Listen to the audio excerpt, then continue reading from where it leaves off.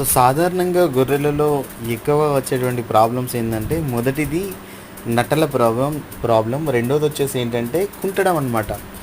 So చాలా వరకు కుంటుతుంటాయి గొర్రెలు.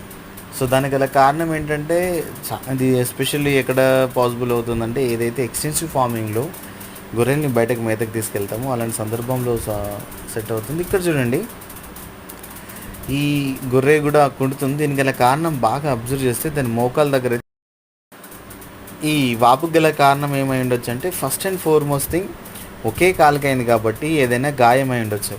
సో ఈ వాపుని మనం నెగ్లెక్ట్ చేస్తే ఏమవుతుందంటే అక్కడ చుట్టుపక్కల ఉన్నటువంటి కణాలని చనిపోయి అక్కడ పస్ అంటే చీము ఫామ్ అయ్యేటువంటి అవకాశం ఉంటుంది. కాబట్టి ఇలా అయినప్పుడు మొదట్లో అది గట్టిగా ఉంటుంది. అలాంటి ప్లేస్లో ఐడెక్స్ ఆయింట్మెంట్ పెట్టి ఆ తర్వాత చిన్నగా రంధ్రం చేసి మొత్తం చీము బయటకు తీసేసి పెన్సిలిన్ యాంటీబయాటిక్ వేస్తే చాలా వరకు రికవర్ అవుతుంది అనమాట.